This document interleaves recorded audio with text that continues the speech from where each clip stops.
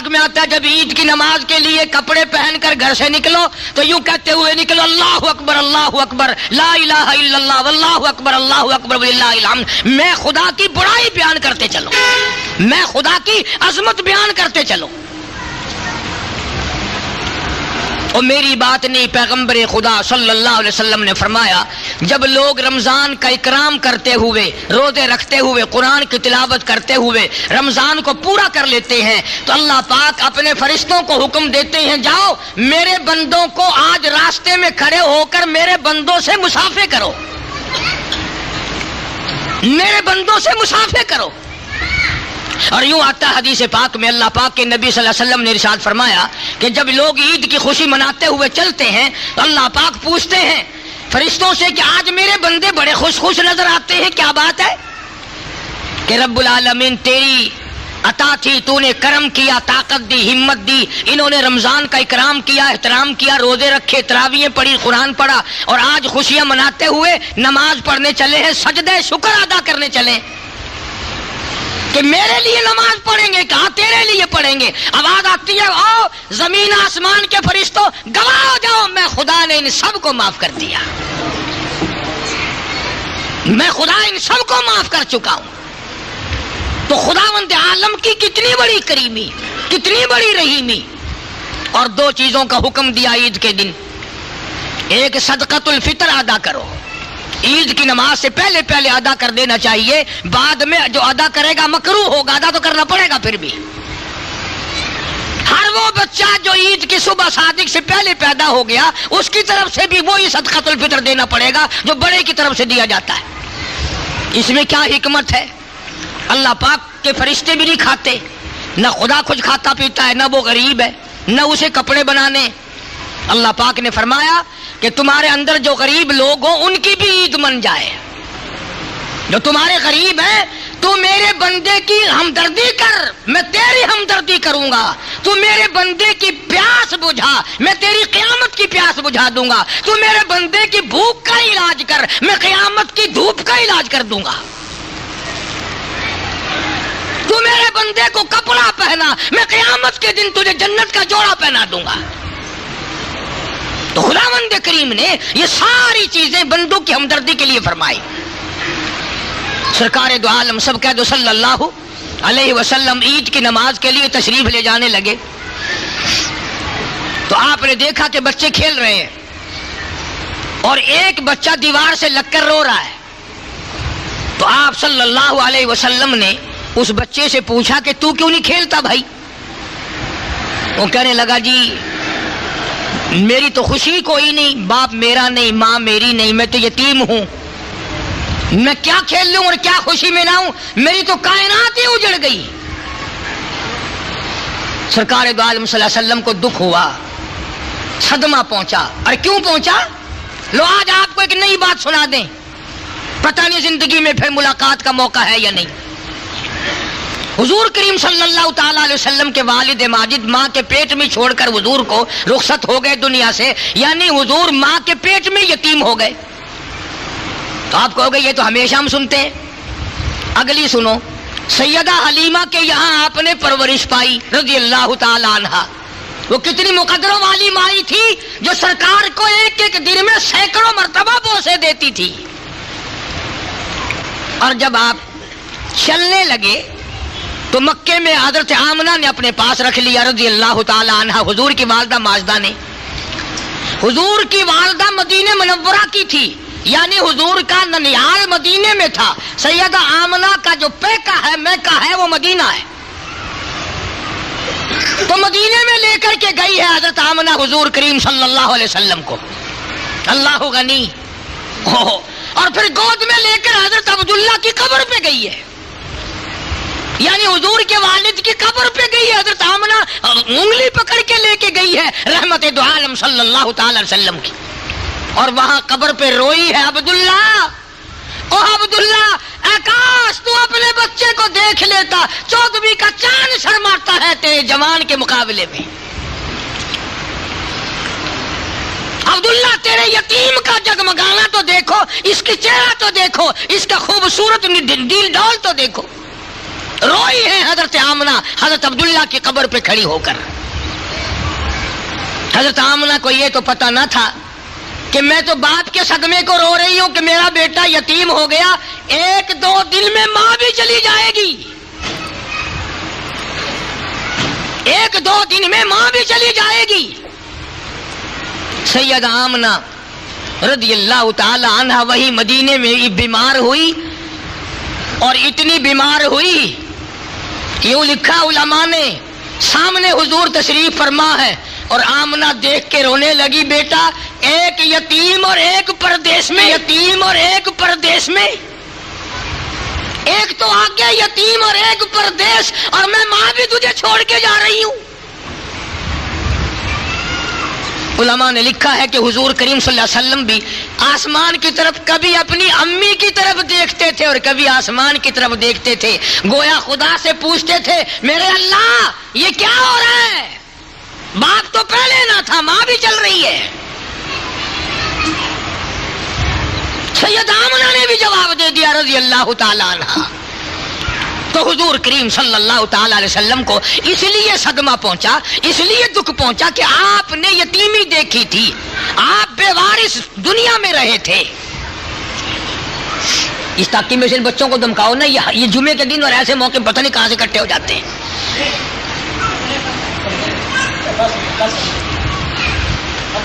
تو میں عرض کر رہا تھا کہ حضور کریم صلی اللہ علیہ وسلم نے اس یتیم بچے کو دیکھا جو دیوار سے کھڑا ہو کے رو رہا تھا. آپ نے پوچھا تو کیوں نہیں کھیلتا؟ کہنے لگا جی میری تو خوشی کوئی نہیں. بس آپ نے اس بچے کی انگلی پکڑی اور گھر لے گئے، اور وہاں جا کر حضرت عائشہ صدیقہ رضی اللہ تعالیٰ عنہا سے فرمایا تیرا میرا بیٹا کوئی نہیں، اللہ نے بیٹا دے دیا، اسے اپنا بیٹا بنا لے.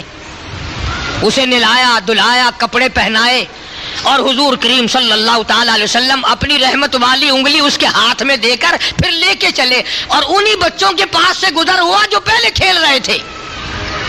وہ سارے بچے دوڑ کر آئے اور اس بچے سے کہنے لگے کہ یہ کیا کمائی کر لی، یہ کیا کمائی کر لی؟ بچہ کہنے لگا میرے باپ آج کے بعد کالی کملی والے ہیں، میری اماں آج کے بعد عائشہ صدیقہ ہے، میں یتیم تھا، انہوں نے مجھے اپنا بیٹا بنا لیا، میں ان کے گھر میں گیا کھا پی کر آیا ہوں. آج میری سب سے بڑی خوشی ہے، کسی کا ابا بلال ہے، کسی کا ابا فاروق ہے، کسی کا ابا طلحہ ہے، کسی کا ابا سلمان فارسی، کسی کا ابا زبیر ہے، کسی کا ابا عبد الرحمن ابن عوف ہے، کسی کا ابا حضرت سعد ابی وقاص. لوگوں آج کے بعد میرا ابا کالی کملی والا ہے.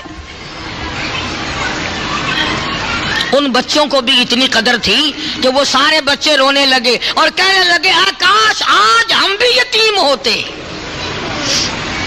کاش آج ہم بھی یتیم ہوتے، آج ہمارے بھی حضور باپ بن جاتے صلی اللہ علیہ وسلم. کسی نے حضرت مولانا محمد قاسم صاحب نانوتوی رحمۃ اللہ علیہ سے پوچھا کہ حضرت نماز پڑھ کے خالی چلے جاتے ہیں، معلوم نہیں قبول ہوئی کہ نہیں. تو بڑا اچھا جواب ارشاد فرمایا اگر ظہر کے بعد عصر کی نماز کی توفیق ہو گئی تو سمجھو ظہر کی اللہ نے قبول کی تو عصر کی توفیق دی، اگر عصر کے بعد مغرب کی نماز کی توفیق ہو گئی تو سمجھو کہ عصر کی نماز اللہ نے پہلے قبول کر کے پھر مغرب میں آنے کی توفیق دی. تو جن لوگوں نے رمضان المبارک میں بڑی دل جمی سے، شوق سے، ذوق سے نمازیں پڑھی، اب اگر نمازیں پڑھتے رہیں گے تو سمجھو کہ رمضان کے مہینے کی نمازیں قبول ہو گئی. اللہ تعالیٰ پہلے قبول فرماتے ہیں اور پھر اجر کی اور اس کے دوبارہ ادا کرنے کی توفیق عطا فرماتے ہیں. صحابہ کرام رضوان اللہ تعالی علیہم اجمعین چونکہ نبی صلی اللہ علیہ وسلم کے شاگرد تھے، حضور کی صحبت میسر تھی، آپ کو تو زندگی بھر میں حضور صلی اللہ علیہ وسلم کی خام میں بھی زیارت نہیں ہوئی، اور صحابہ کرام وہ خوش نصیب جماعت ہے جن کو ایک ایک دن میں کئی مرتبہ حضور صلی اللہ علیہ وسلم کی زیارت ہوتی تھی. اس جماعت کے بارے میں آپ کو کیا بتاؤں جنہوں نے 23 برس تک امام الانبیاء کے پیچھے کھڑے ہو کر نمازیں پڑھی، سارا قرآن کریم حضور صلی اللہ علیہ وسلم سے یاد کیا. مسائل پوچھتے تو حضور صلی اللہ علیہ وسلم سے مرید بننے کے لیے آتے تو تیرا پیر چشتی ہوگا، میرا پیر نقش بندی ہوگا، کسی کا پیر قادری ہوگا، کسی کا پیر سہروردی ہوگا، صحابہ کرام کا پیر امام الانبیاء مدنی کریم صلی اللہ علیہ وسلم ہے۔ یہ اتنی بڑی خوش نصیب جماعت تھی جن کا انتخاب خداوند عالم نے خود فرمایا۔ اپنے نبی کے لیے جماعت بھی اللہ کا انتخاب ہے، خود پیدا کردہ خدا کے۔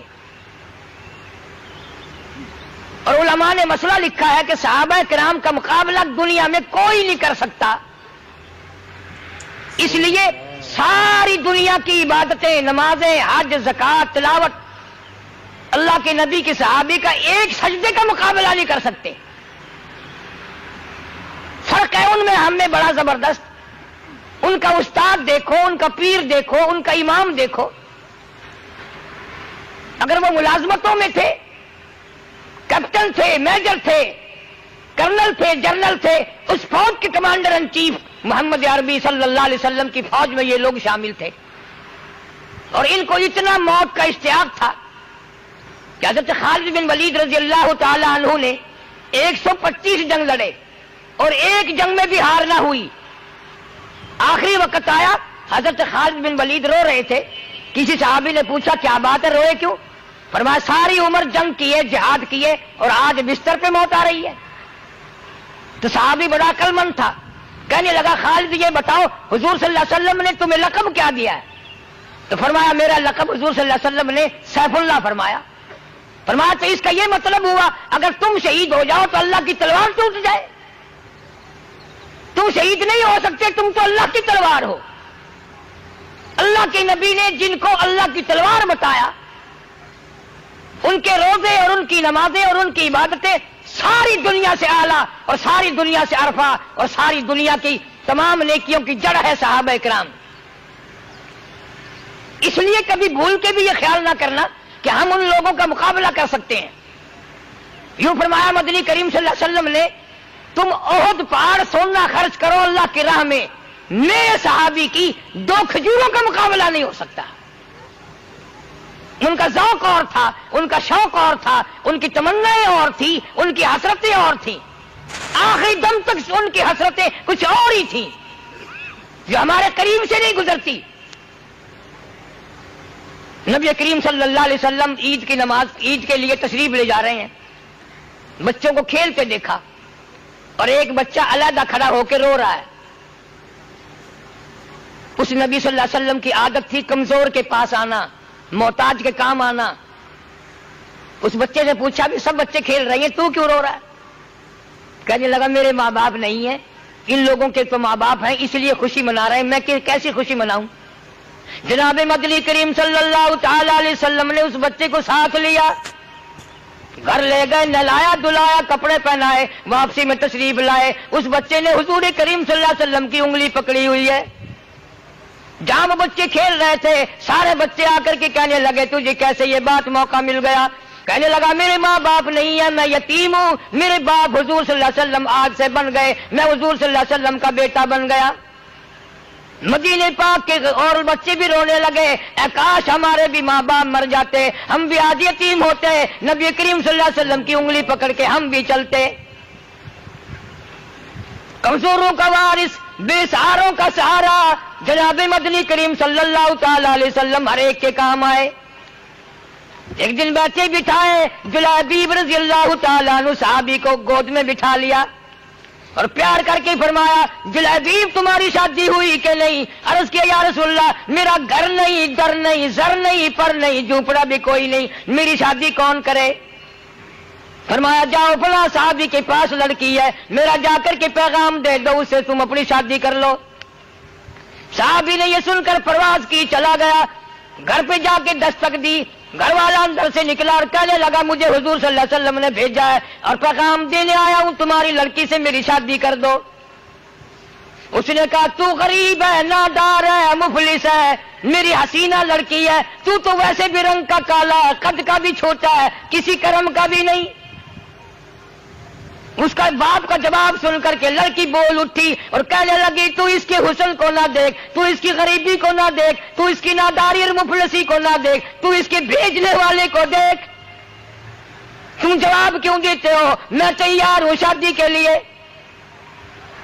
صحابی واپس آیا اور آ کر کے نبی کریم صلی اللہ علیہ وسلم کو حال دیا، فرمایا لڑکی نے ارادہ ظاہر کر دیا میری شادی ہونے کو ہے، یا نبی اللہ میرے پلے پائی پیسہ تو کوئی نہیں، دمڑا دمڑی ڈھیلا کوئی نہیں۔ فرمایا جا عثمان غنی سے 300 درہم قرض لے لے، تیرا قرض میں محمد رسول اللہ ادا کروں گا۔ عثمان ذی النورین رضی اللہ تعالیٰ عنہ سے 300 درہم قرض لے لیے، شادی کی تیاری کر رہا ہے، جھوپڑے کا سامان خرید رہا ہے، برتن لے رہا، میری بھی جوک بسے گی، میرا بھی گھر آباد ہوگا، میں بھی بال بچے دار بنوں گا۔ شادی کا انتظام کرتے کرتے کانوں میں آواز آئی انفروا فی سبیل اللہ، انفروا فی سبیل اللہ تؤمنون باللہ ورسولہ وتجاہدون فی سبیل اللہ باموالکم وانفسکم ذالکم خیر لکم ان کنتم تعلمون۔ صحابی نے قرآن سنا، دکانداروں کے پاس گیا، برتن واپس لے لو، زیورات واپس لے لو، کپڑا اپنا واپس لے لو، مجھے اللہ نے بلایا ہے۔ اسلام نے کفر نے اسلام کو للکارا ہے، میں کلمہ بلند کرنے کے لیے، قرآن کا جھنڈا اونچا کرنے کے لیے میں شادی نہیں کرنا چاہتا۔ یہ بھی نہ سوچا حضور صلی اللہ علیہ وسلم سے جا کے پوچھ لوں، بڑی مشکل سے شادی کا پروگرام بنا ہے، آپ ہی نے بنایا ہے، اب میرے لیے کیا حکم ہے، جہاد میں جاؤں یا میں اپنی شادی کا انتظام مکمل کر کے شادی کروں؟ سبحان اللہ۔ ان کے پاس اتنی مہلت کہاں تھی کہ یوں سوچے، منتیں کی دکانداروں کی، اپنے برتن واپس لے لو، اپنا کپڑا واپس لے لو، اپنا سارا سامان واپس لے لو، مجھے قرآن نے بلایا، مجھے اسلام نے بلایا، کفر نے اسلام کو للکارا ہے۔ مجاہدین کے ساتھ ساتھ ہو کر کے چلا گیا، فرمایا فجرحت جرحا شدیدا، اگلی سب میں کھڑا ہو کے جنگ کیا، اتنے زخم آئے، شناخت نہیں ہوتی، پہچانا نہیں جاتا۔ بہن نے انگلیوں کے پوروں سے پہچانا، ابھی دم آ رہا تھا۔ جناب مدنی کریم صلی اللہ علیہ وسلم نے یاد فرمایا میرا جلائی بھی شادی میں لگا ہوگا، مصروف ہوگا۔ کسی نے بتایا نہیں، اگلے سب میں کھڑا ہو کے جہاد کیا، اللہ کی راہ میں جنگ کیا ہے، اور زخمی ہے، دم نکلنے کو ہے، فرمایا جلدی کرو، زخمی حالت میں میرے پاس لے آؤ۔ جناب مدنی کریم صلی اللہ علیہ وسلم نے اپنی رحمت والی گود میں سر رکھ لیا، مسکرانے لگا، فرمایا فزت برب الکعبہ، اور نوجوان رب کعبہ کی قسم تو بڑا کامیاب ہے۔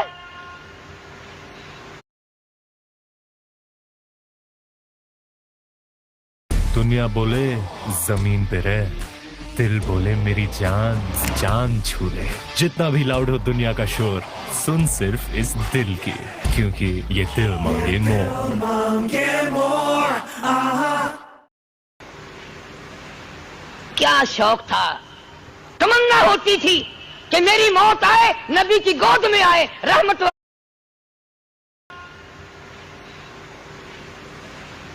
کیا شوق تھا، تمنا ہوتی تھی کہ میری موت آئے، نبی کی گود میں آئے، رحمت والی جھولی میں آئے، اور حضور صلی اللہ علیہ وسلم کا دیدار کرتے ہوئے میری موت آئے۔